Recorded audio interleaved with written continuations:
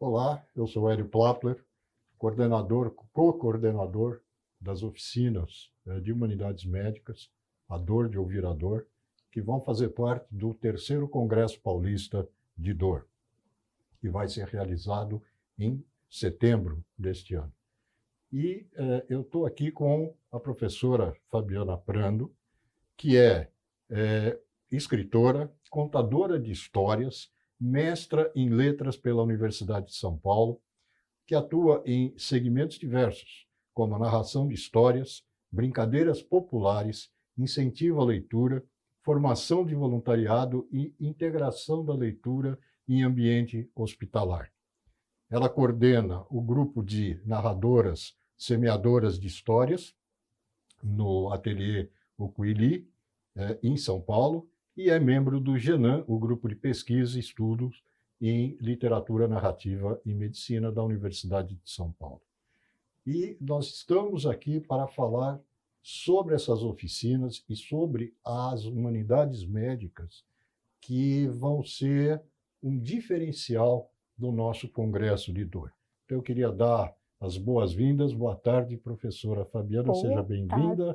E vamos conversar um pouquinho sobre a sua oficina de contação de histórias e do ambiente de humanidades médicas na área da saúde.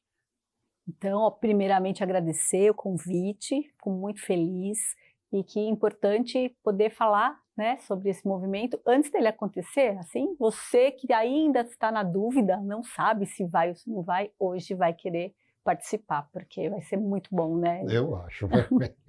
Vamos conversar um pouquinho, primeiro, sobre as humanidades médicas. O que é, para você, humanidades médicas? O que diz esse tema para você?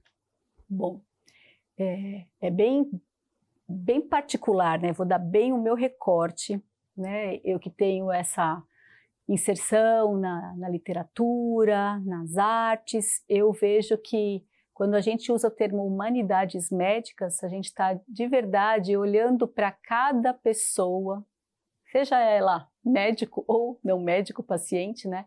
Mas na sua singularidade. Então, humanidades médicas, na verdade, seria a relação entre médico ou profissional de saúde sim. e o paciente, ou não só o paciente, mas também aqueles que cuidam, sim, né, os cuidadores. Que cuidam, E seria esse olhar, né, mais atento, mais curioso, porque muitas vezes não é o que acontece, né, na rotina. Então a pessoa, cada um, né, no seu ponto de vista, acaba sendo muito apressado, muito generalista, e as pessoas, no geral, se queixam disso, né? É isso que eu ia perguntar. Você acha que falta no ambiente, eu vou chamar ambiente de saúde, não ambiente médico, mas no ambiente de saúde, falta essa perspectiva humana do tratamento do paciente? Então, se fosse só no ambiente médico, seria maravilhoso, mas agora eu vou te provocar e você vai concordar comigo, né? É uma qualidade, não só dos médicos, mas de todos os profissionais da saúde, na minha experiência, é essa posição de vanguarda, né? Porque o pessoal que lida, né, que tem essa paixão pelo cuidado com o ser humano, acaba liderando movimentos importantes que vão para outras áreas da sociedade. Então, acho que nesse momento cabe mesmo, né, mais uma vez, a esses profissionais liderar um movimento que não acaba nesse âmbito, porque isso também entra na educação, em outras áreas da nossa sociedade. E eu vejo que sim, né, vamos aproveitar que os médicos estão dispostos, que os profissionais da saúde, e que esse SET, né, o cuidado com a saúde, ele envolve pessoas de todas as idades, em todas as situações. Então, eu acho que é um ambiente muito favorável para que tenha mesmo esse foco nessa qualidade de relação em que você consiga olhar para o outro, escutar o outro com curiosidade. Eu que trabalho com as histórias, eu costumo falar que cada pessoa é um reino. Né? Então, assim, cada um tem um jeito. Não tem aquele que tem um que tem que baixar a ponte levadiça, tem outro que tem que dar 3 pulinhos, outro bate palma para abrir, não é? Outro tem uma chave.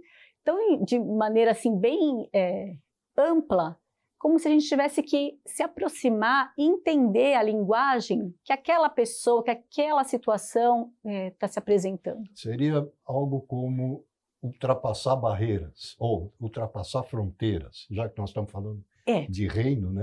Vamos ultrapassar fronteiras.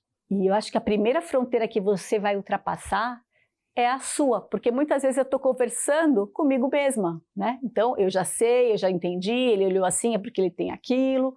Então, a primeira fronteira mesmo, vamos ultrapassar a fronteira do meu olhar, da minha perspectiva. E, curiosamente, né, com muita curiosidade, eu vou explorar aquilo que eu ainda não sei. Por mais que eu saiba, né, o diagnóstico é esse, você sabe da doença, mas você não sabe da pessoa, do doente. Que às vezes não é bem o doente, né? A gente está falando, muitas vezes, do cuidador, daquela pessoa que está em volta do paciente e que também sofre influência da própria doença do paciente. Né?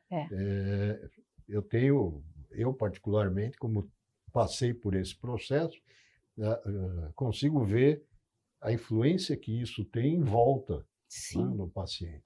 E eu acho que o que você está falando é que ultrapassar a fronteira também é chegar dessas pessoas que estão em volta do paciente. Né? E conta uma coisa, já que a gente está falando de reinos, histórias, fábulas, etc., como é que entra a contação de história nesse processo de relacionamento, principalmente em relação à dor, né, que é o tema do nosso congresso? Como é que você vê essa coisa da contação de histórias para ajudar nesse ambiente? Eu sou, assim, uma pessoa altamente suspeita. De jeito muito nenhum. suspeita para falar de histórias, porque eu acredito nas histórias, na força que elas têm. E é uma força, digo, né, com muita tranquilidade, que ela é uma força neutra. Pode ser usada tanto para o bem quanto para o mal. Né? Uma narrativa pode fazer desastres com uma nação inteira.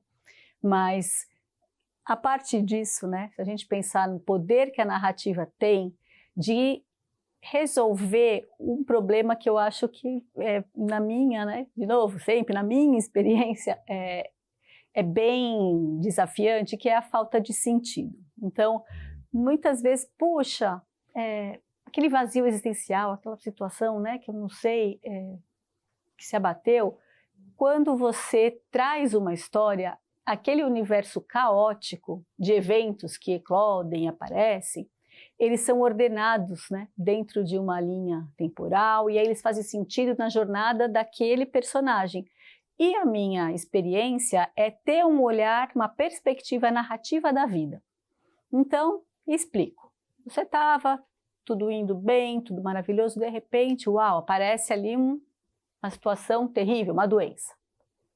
Se você, né, tiver um pouco de imaginação e alguns modelos narrativos bem constituídos dentro de você, então a sua experiência como leitor, como apreciador de série, filmes, enfim, tipo de narrativa, você pode olhar para aquele evento da sua vida e observar que aquela ocorrência pode ser um desafio para que você supere alguma coisa ou aprenda, enfim, trazer para o seu caminho de vida uma experiência, né, que tenha esses eventos que a gente estuda no campo da narrativa, mas que é também uma capacidade existencial. E eu estou falando isso por causa do meu estudo no mestrado, né? Foi todo esse trabalho, inclusive com o jogo que a gente vai estar trabalhando nas oficinas. Vamos falar dele já. O que eu queria eu queria dar uma cutucada agora. Cutuque. Não é só você. Eu quero dar uma cutucada, inclusive, em quem está ouvindo e vendo a gente.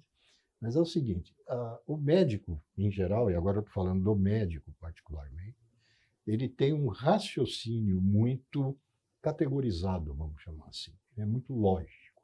Porque ele está voltado para descobrir o que o paciente tem para poder curar o que o paciente tem. Que, aliás, a gente acha ótimo, né? Já pensou? Sim. O médico chega lá e começa a te contar uma história? Meu Pois Deus, é. não, resolve, resolve. Acontece que o médico é meio refratário a esse pensamento que eu vou chamar de caótico, né? Porque uma narrativa, apesar dela ser estruturada, se a gente falar, por exemplo, numa história de conto de fadas, essas coisas, ela apela para o imaginário, Sim. né? E não para o lógico. Lógico, racional. O racional, exatamente. Então, como é que a gente consegue trazer o pensamento, o raciocínio lógico, o raciocínio médico, o raciocínio assim, dogmático, né? Para essa coisa da história, da narrativa, para que isso faça sentido, tanto para o médico quanto para o paciente. Como é que é fazer essa mudança de pensamento na cabeça do médico? É um convite, né? Primeiramente, um convite para que ele tenha essa abertura, essa curiosidade, da mesma forma que a gente convida, né, para se debruçar sobre o outro, de integrar mesmo essa possibilidade. E eu penso muito, né, nessa escuta. Eu acho que essa escuta desses elementos que o paciente às vezes traz numa situação de consulta e que parece que não tem muito vínculo com o caso, né? Muita lógica, mas pesca aquilo, né? E guarda, porque no quadro geral, aquilo vai trazer para você um sentido, um insight. E assim, não sou médica, né? Mas eu acho que a medicina não é uma disciplina das exatas. E tem muito, claro, tem muita técnica, tem muita pesquisa, mas tem muita intuição também e da percepção do humano, porque o humano é essa variante assim, né? Caótica. Então, eu acho que como nós somos seres narrativos e o médico é alguém que se interessa por cuidar do ser humano, é impossível ele não perceber, né, como isso está entranhado no nosso jeito de ser. Até porque o que o médico, no prontuário médico, né, o que ele faz, um dos itens, é a história pregressa da moléstia atual. Ou seja, é uma contação de história. E aí, na contação de história, eu sei que tem um jogo que tem um papel fundamental nessa contação de histórias, e que eu sei que você criou e desenvolveu, e que hoje ele faz muito sucesso. Então eu queria que você falasse um pouquinho do Trickster, porque, inclusive, é o que ele vai ser usado na oficina do Congresso como uma ferramenta para essa abertura que você está colocando, essa abertura de cabeça, essa abertura de pensamento. Então, fala um pouquinho do Trickster e como é que ele entra nessa dinâmica, nesse processo de trazer o médico para o ambiente das narrativas. Sim, então, primeiramente, assim, o Trickster nasceu no ateliê de artes no qual eu trabalho, né? Você mencionou o Coili, e ele era bem artesanal, desenhado coladinho. E eu tinha, assim, né, um cuidado, porque, nossa, como que você vai usar? E aquilo de escola. Isso, então, antes de você continuar, eu vou dizer, o Trickster, ele é um baralho, tá eu certo? até trouxe, se você quiser. Tá aqui. Eu vou querer, depois nós vamos mostrar. Tá bom. Porque ele é um baralho, como ela disse, começou totalmente artesanal, tá certo? E que depois foi elaborado. Mas vale a pena... vale a pena você mostrar. Então, assim, ele tinha uma forma totalmente artesanal, coladinho. E por ele ser assim, ele ficava na gaveta. Mas quando eu conheci, né? Foi até quando eu conheci você, conheci o Genan, a professora Fabiana Carelli, toda a nossa, né, turma muito querida, e ela conheceu o jogo daquele formato artesanal, era, nossa, tudo coladinho, misturava desenho com colagem, enfim. Ela falou, vai ser o seu objeto de estudo. Eu falei, vai. E foi muito bacana a dissertação, narrativa e resiliência, trabalhamos com os alunos lá nas letras, né, sempre buscando isso. Mas aí surgiu a necessidade de que esse material estivesse na mão das pessoas, que foi para isso que ele foi feito. Então, foi editado, né, e agora ele está... Mostra bem para a câmera. Aqui. Sim. Isso. Ele brilha aqui, tá vendo? Opa, assim. Então, é todo um trabalho minucioso. E como ele vai funcionar, como ele funciona nesse processo? Aí o que acontece? Originalmente era um jogo para a criação de narrativas, a gente até chama pela terminologia do Gianni Rodari, trama fantástica. Então a pessoa, né, conta história e na sequência, e colaborativo, mas ele foi se desdobrando e mais modalidades aparecendo, e hoje, basicamente, eu vejo infinitas modalidades, mas 3 linhas mestras. Então, uma linha que trabalharia, assim, habilidades. Então, você pode trabalhar com esse jogo para memória, para habilidade de construção de texto, para fazer um texto estruturado com continuidade.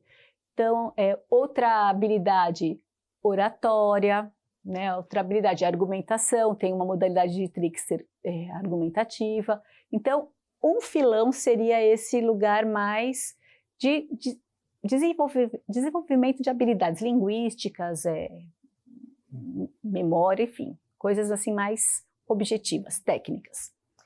Um outro filão, brincar por brincar, assim, o lúdico, que parece pouca coisa, mas não é, né? Muita gente fala, eu preciso aprender a brincar, né? Eu quero voltar a brincar, como é que eu faço isso?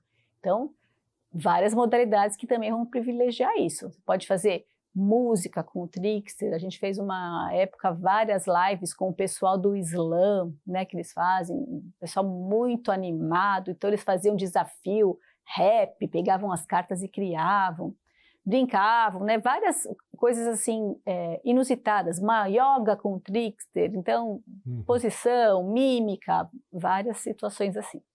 Segunda vertente. A terceira é uma forma de você trazer as imagens do jogo para conversas mais profundas, que falem de sentimentos, de experiências da sua vida, recordações. Então, a gente vai mexer um pouco com esses conteúdos pessoais. Então, 3 frentes distintas e uma infinidade de formas de jogar. E a gente não vai contar qual delas a gente vai usar no congresso.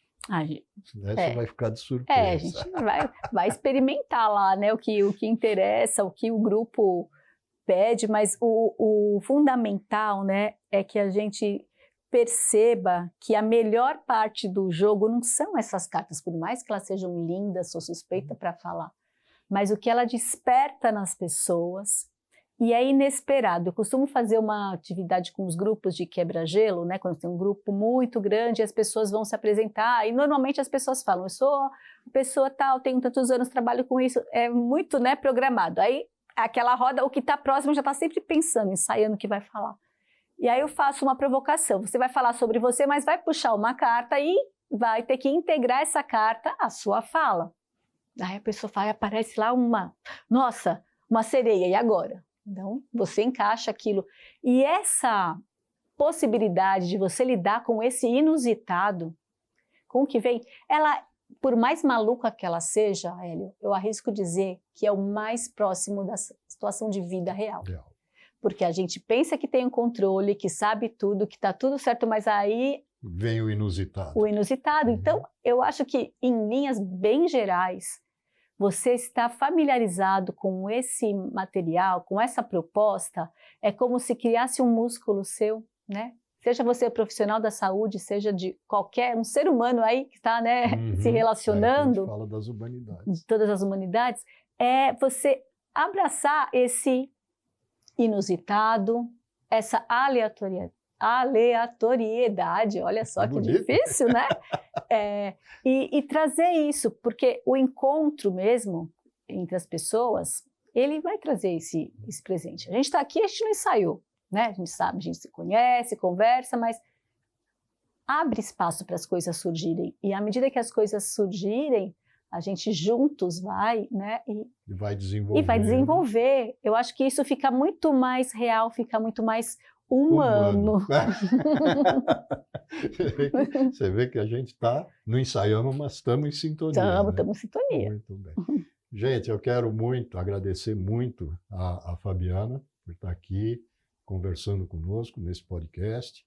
E eu quero fazer um convite para todo mundo que participe, que se inscreva no Congresso e que se inscreva nas oficinas do terceiro Congresso Paulista de Dor, porque o Congresso vai ter muita coisa, além de todo o conteúdo científico que vocês já estão acostumados, vai ter muita coisa nova, muita coisa que vai dar para incorporar e que vocês não têm, pelo menos o que eu conheço, vocês não têm em outros congressos desse tipo. Então fica aqui o meu convite, mais uma vez, Fabiana, muito obrigado por você participar dessa conversa, muito legal. Olha, eu que agradeço e fico feliz demais que a Dor, né, esteja assim na frente, né, que seja o lugar que nós, né, porque também estou com vocês, estejamos privilegiando nesse momento. Lembro até daquela história que compartilhei com você. Lembra? Uma história bem tradicional, indiana, em que uma moça tinha que escolher entre 3 pretendentes. E uma coisa tão incrível, porque as pessoas, né, não entenderam a escolha dela. Bom, essa moça faleceu e os 3 ficaram muito desesperados, querendo resolver o problema dela. Um ficou com as cinzas, outro pegou os ossos dela e colocou no Ganges, e o terceiro saiu em busca da cura, trouxe uma fórmula mágica e fez ela reviver. E a moça tinha que escolher um dos 3 e todo mundo fala, ela ficou com quem? Com quem reviveu. Com quem reviveu, uma coisa maravilhosa, lógico, ele fez tudo. Mas ela falou, não vou ficar com ele. Ele não, ele deu a vida, e quem dá a vida são os pais. Eu vou ter um amor de uma filha para um pai. Nossa, mas você vai ficar com quem? Vou ficar com o das cinzas. Mas o das cinzas não fez nada, só ficou lá abraçado com você, né? Você não fica com aquele dos ossos lá no Ganges, fez um ritual todo, não. Esse fez como um filho faria com o seu pai. Terei um amor com ele de né? Filho. Mas esse que ficou comigo, esse que ali, ó, no momento daquela dor, né? Ficou comigo, sabendo que não tinha o que fazer, mas ficou comigo, com ele que eu vou ficar. E aí eu falei, muito importante essa lição também. Né? Eu acho, e eu acho que não tinha maneira melhor de terminar essa nossa entrevista do que com essa história, que é exatamente o espírito daquilo que a gente está falando e do que a gente quer para esse congresso. Então, mais uma vez, muito, muito obrigado. Muito obrigada, e a gente se vê lá, hein?